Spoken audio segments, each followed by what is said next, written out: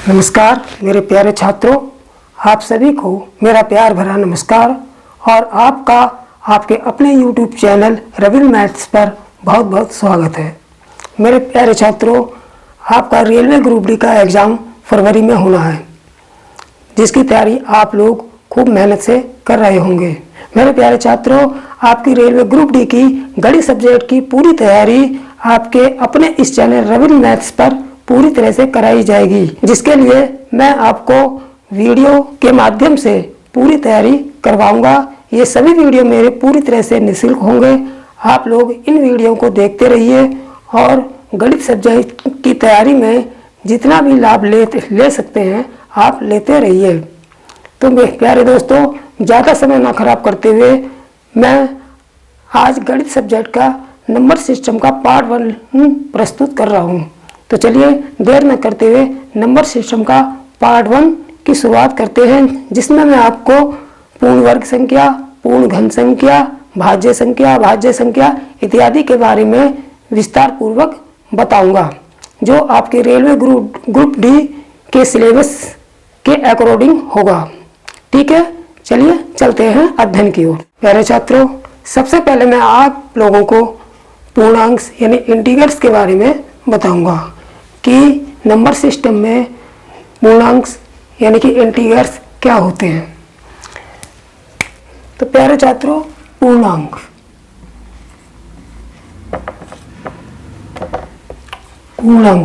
में इंग्लिश में जिसको बोलते हैं इंटीग्रल्स।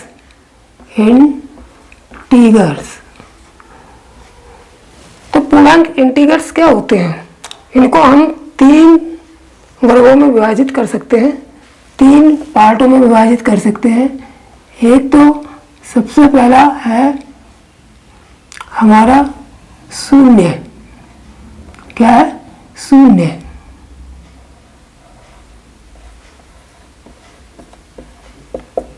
ठीक है। और दूसरा है, लेफ्ट साइड में लिखेंगे हम ऋणात्मक संख्याएं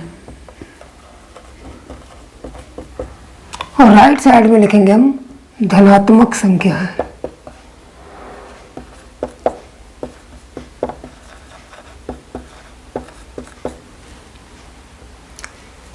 तो प्रिय छात्रों, ऋणात्मक संख्याएं जो होती हैं वो लेफ्ट साइड में होंगी, -1, -2, -3, -4 और इन्फिनिटी तक, -इन्फिनिटी तक। यहाँ पर ये शून्य हो गया, बीच में शून्य हो गया और राइट साइड में धनात्मक संख्या होंगी 1, 2, 3, 4 और आगे इन्फिनिटी तक। तो प्रिय छात्रों, इनको हम संख्या रेखा पर भी प्रदर्शित कर सकते हैं, जिसमें यहाँ 0 है, बीच में 0 लेंगे और लेफ्ट साइड में जो होंगी संख्याएं वो माइनस में होंगी, -1, -2, -3, -4 और आगे इन्फिनिटी तक, -इन्फिनिटी तक। इसी प्रकार राइट साइड में प्लस में संख्याएं होंगी 1, 2, 3, 4 और आगे इन्फिनिटी तक, +इन्फिनिटी तक। तो इस प्रकार संख्या रेखा पर -इन्फिनिटी से +इन्फिनिटी तक जितनी भी संख्याएं होती हैं वो सभी पूर्णांक होती हैं। वो सभी कैसी संख्याएं होती हैं? वो सभी पूर्णांक संख्याएं होती हैं, जिनको हम वास्तविक नंबर भी कह सकते हैं, रियल नंबर भी होती हैं। तो ये देखिए, संख्या रेखा पर देखने से हमको पता चलता है कि ये लेफ्ट से राइट की ओर बढ़ती हैं संख्याएं। ये लेफ्ट से राइट की ओर संख्याएं बढ़ती हैं, यानी कि -4 से, इसमें -4 से बड़ी संख्या -3 है, -3 से बड़ी संख्या -2 है, -2 से बड़ी संख्या -1 है, -1 से बड़ी संख्या 0 है, 0 से बड़ा 1 है, 1 से बड़ा 2 है, 2 से बड़ा 3 है, इसी प्रकार इतनी। यानी कि लेफ्ट से राइट की ओर ये संख्याएं जो है बढ़ती हैं और राइट से लेफ्ट की ओर ये संख्याएं घटती हैं। क्या करती है? घटती हैं। और लेफ्ट से राइट की ओर ये संख्या क्या होती है? बढ़ती हैं। तो ये संख्या जो होती है लेफ्ट से जब राइट की ओर चलती हैं तो बढ़ती हुई जाती है, और राइट से जब लेफ्ट की ओर जाती है तो घटती हुई जाती है। ठीक है प्यारे छात्रों, अब मैं आपको बताता हूँ कि अभाज्य संख्या क्या होती है, यानी कि प्राइम नंबर क्या होते हैं। तो देखिए अभाज्य संख्या है, अभाज्य संख्या है जिसको अंग्रेजी में बोलते हैं हम प्राइम नंबर। प्राइम नंबर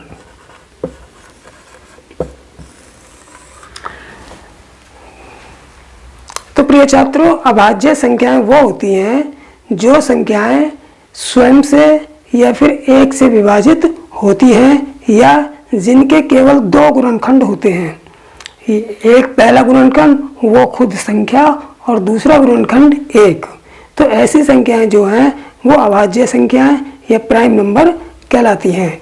जैसे तो दो कंडीशन है। पहली कंडीशन है जिनके केवल दो गुणनखंड हो, जिनके केवल दो गुणनखंड हो,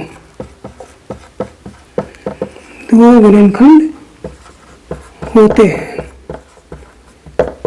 दूसरी कंडीशन जो एक से या केवल स्वयं से विभाजित होती है,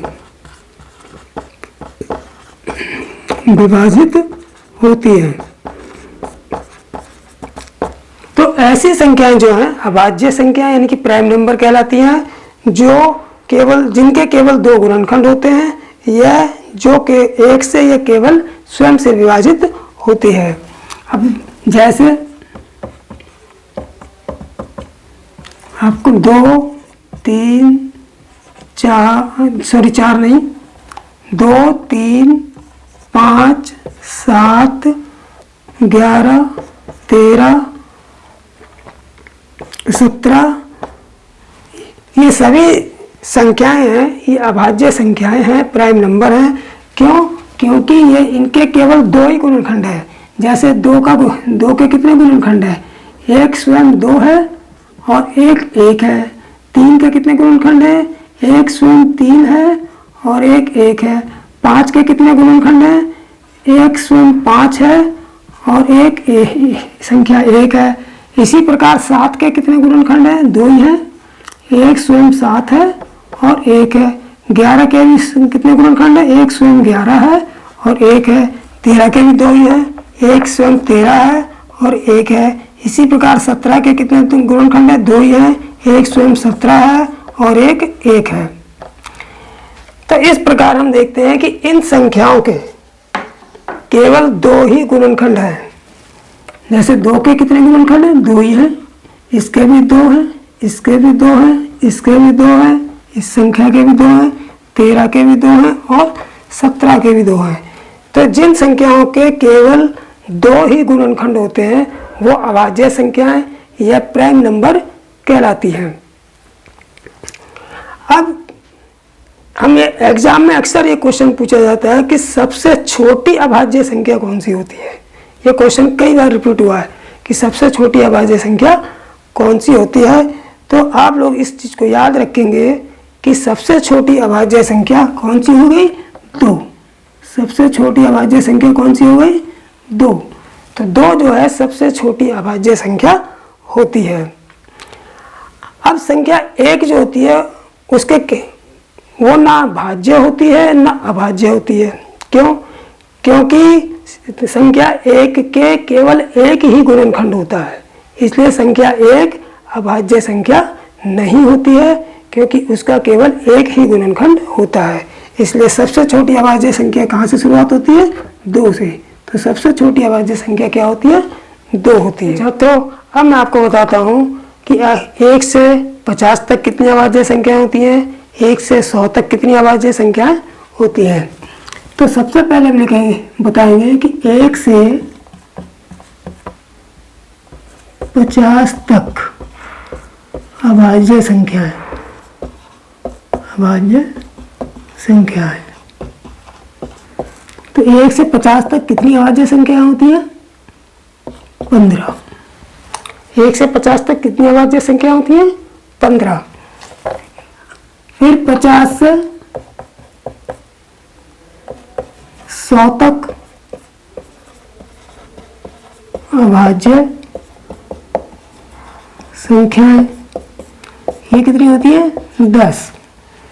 1 से 50 तक अगर पूछता है कि कितनी अभाज्य संख्या होती हैं तो 15 होंगी। और अगर 50 से 100 के बीच में अभाज्य संख्या पूछता है तो 50 से 100 के बीच 10 अभाज्य संख्या होंगी। और कभी कभी 1 से 100 के बीच अभाज्य संख्या जब पूछेगा तो 15 10 कितनी हो जाएंगी, 25। यानी कि 1 से 100 तक अभाज्य संख्या होंगी, अभाज्य संख्याएं होंगी, कितनी होंगी, 25। ज़्यादातर क्वेश्चन इसी तरीके से पूछते हैं, ज़्यादा लंबा नहीं पूछ लेते हैं कि 1 से 500 तक बताओ या 300 से 400 के बीच में बताओ, ऐसा क्वेश्चन नहीं पूछते हैं क्योंकि इसको निकालने का कोई निश्चित कोई फार्मूला नहीं है। इसलिए क्वेश्चन जब भी पूछा जाएगा ज़्यादा से ज़्यादा 1 से 50 तक कितनी अभाज्य संख्या होती हैं, ये 1 से 100 तक कितनी अभाज्य संख्या होती हैं, इस तरीके से ही पूछा जाएगा। तो ये आप लोग याद रखेंगे, ठीक है। अब मैं आपको बताऊंगा कि भाज्य संख्याएं क्या होती हैं, यानी कंपोसाइट नंबर। कंपोसाइट नंबर क्या होते हैं, भाज्य संख्या।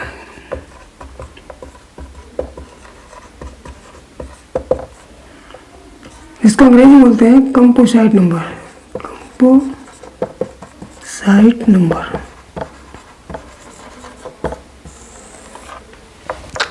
प्रिय छात्रों, भाज्य संख्याएं यानी कंपोसाइट नंबर क्या होते हैं, ऐसी संख्याएं जिनके फैक्टर 2 से अधिक हों, जिनके फैक्टर 2 से अधिक होते हैं वो भाज्य संख्या यानी कंपोसाइट नंबर कहलाते हैं। तो ऐसी संख्याएं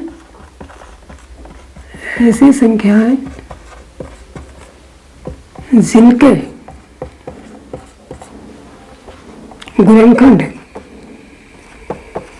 गुणनखंडों की संख्या 2 से अधिक होती है, 2 से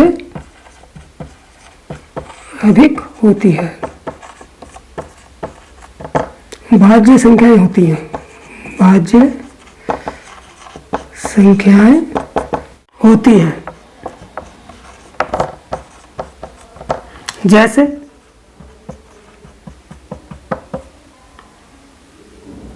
4, 6, 8, 9, 10, 12, 14, 15, 16।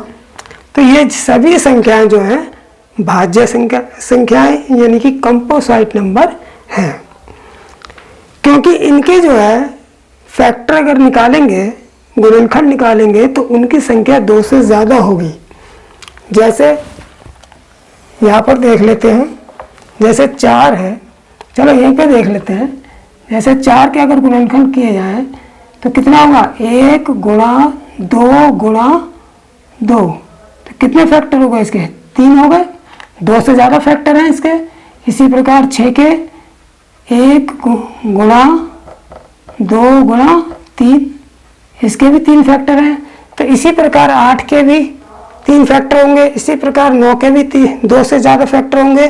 तो इन सभी संख्याओं के फैक्टरों की संख्या, गुणनखंडों की संख्या 2 से ज़्यादा है, इसलिए ये भाज्य संख्याएं यानी कंपोसाइट नंबर कहलाती हैं। तो इसका मतलब ये हुआ मेरे प्यारे छात्रों, इसका मतलब क्या हुआ, इसका मतलब ये हुआ जिसका केवल एक गुणनखंड है, जिसका केवल एक गुणनखंड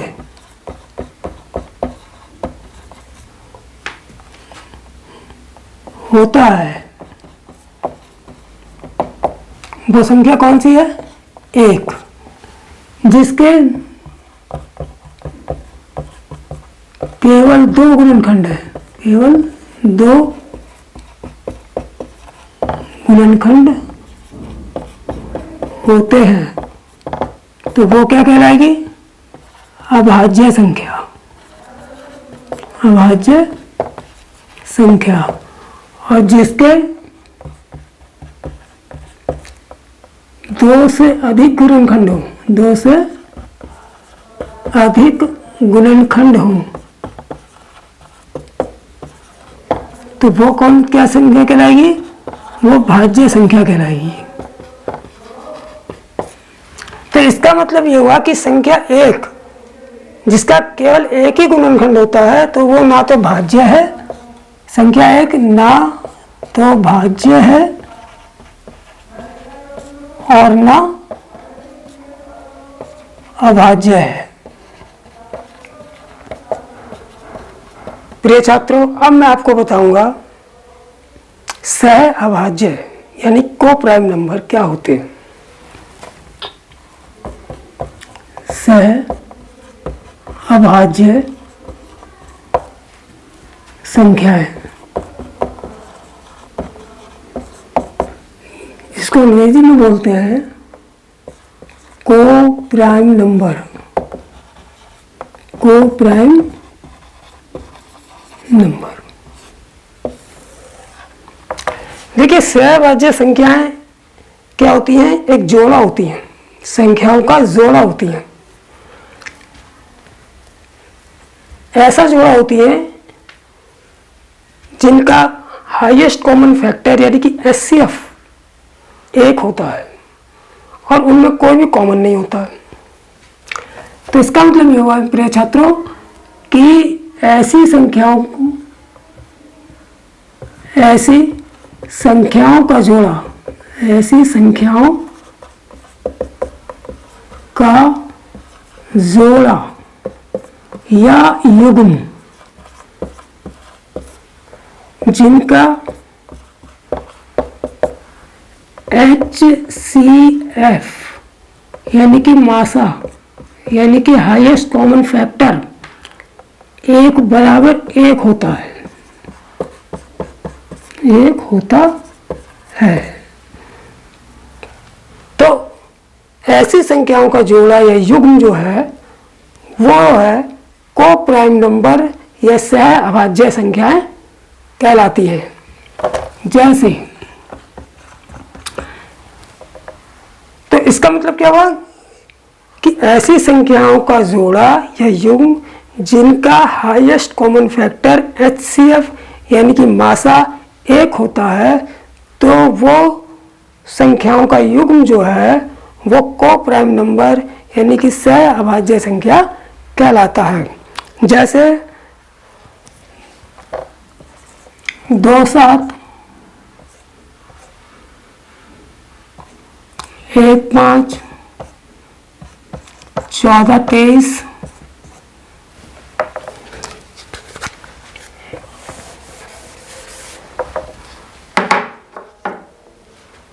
और 14 23। अब देखिए 2 7 इसका हाईएस्ट कॉमन फैक्टर कितना होगा? इसका HCF कितना होगा? इसका HCF अगर हम निकालेंगे तो कितना आएगा? एक ही आएगा। इसका HCF अगर हम निकालते हैं तो इसका भी एक ही आएगा और इसका HCF अगर निकालेंगे तो इसका भी एक ही आएगा। देखिए 2 इसके फैक्टर कर लेंगे, 2 मल्टीप्लाई 1 7 का, तो 7 मल्टीप्लाई 1 तो ये HCF कितना हो गया? एक ही हुआ। तो इसका मतलब इनका HCF जब एक आ गया है तो ये सभी संख्याएं जो हैं वो को प्राइम नंबर या सह अभाज्य संख्याएं कहलाती हैं। अब एक एग्जाम्पल ये लेते हैं, जैसे 75 और 33 है। क्या ये को प्राइम नंबर है? इसका HCF निकाल के देखते हैं। 75 के फैक्टर कर लेते हैं। 1 गुणा 3 गुणा 5 गुणा 5, 1 3 5 15 5 75, 33 का कर लेते हैं। 1 गुणा 3 गुणा 11, तो एक जोड़ा ये बन गया, एक जोड़ा ये बन गया, तो HCF कितना आ गया? 1 गुणा 3 बराबर 3। यानी इसका HCF जो है वो कितना आ गया? 3। और जब HCF इसका 3 आ गया तो ये कॉमन को प्राइम नंबर नहीं है। तो जिसका HCF 1 आएगा वही संख्याओं का जोड़ा जो है को प्राइम नंबर कहलाएगा। जिसका HCF 1 से ज़्यादा आएगा तो वो संख्याओं का जोड़ा या युग्म को प्राइम नंबर नहीं कहलाएगा। ठीक है प्रिय छात्रों, अब मैं आपको बताऊंगा कि सम संख्याएं क्या होती हैं।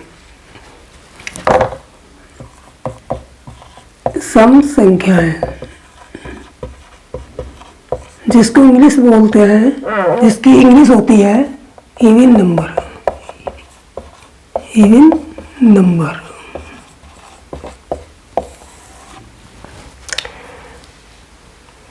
तो प्रिय छात्रों, सम संख्याएं क्या होती हैं? सम संख्याएं वो संख्याएं होती हैं जो 2 से पूरी विभाजित हो जाती हैं। जो संख्याएं 2 से पूरी विभाजित हो जाती हैं वो सम संख्याएं होती हैं। जो संख्याएं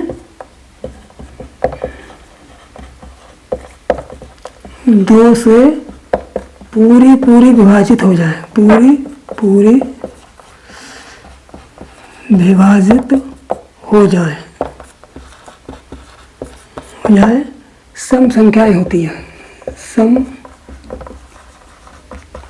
संख्याएं होती है। जैसे 2 4 6 8 10 12 14 16, ये जितनी भी संख्याएं हैं ये सब 2 से पूरी विभाजित होने वाली संख्याएं हैं।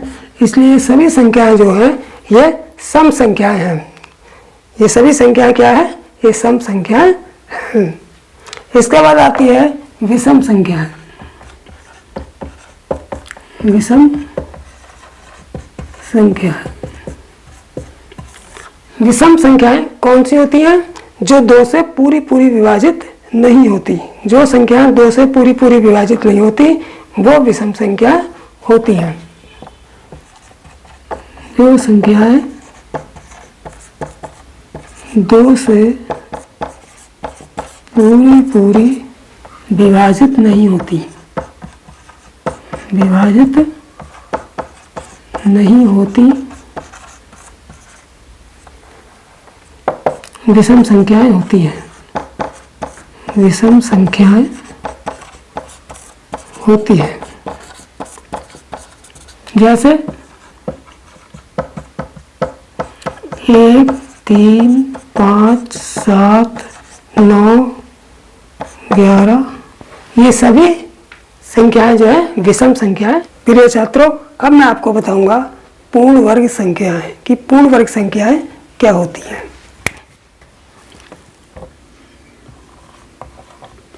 पूर्ण वर्ग संख्याएं जिनको अंग्रेजी में बोलते हैं perfect square, perfect square number, square number.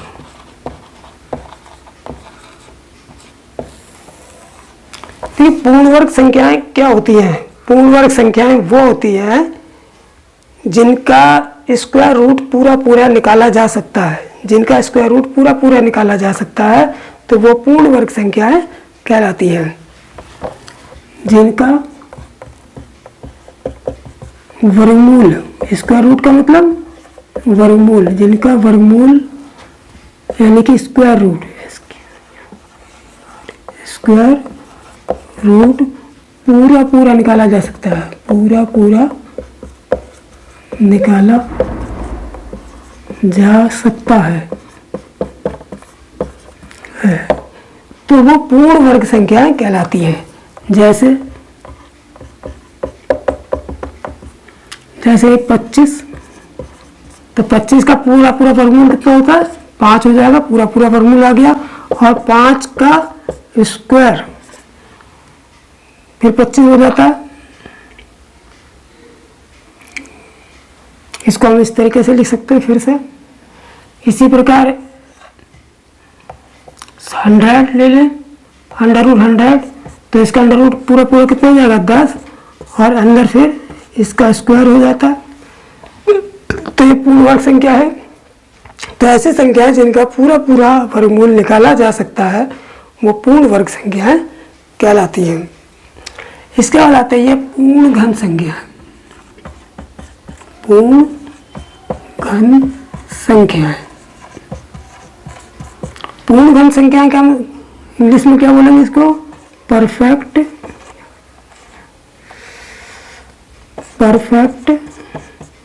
Cube number.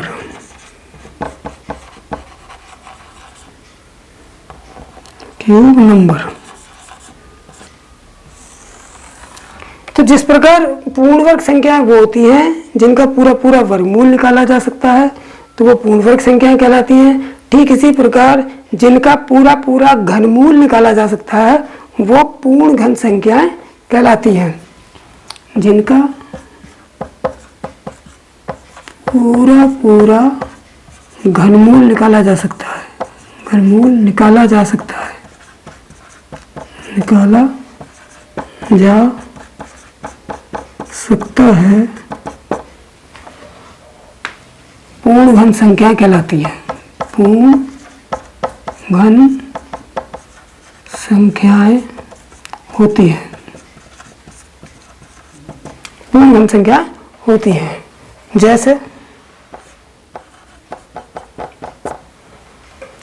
अब 125,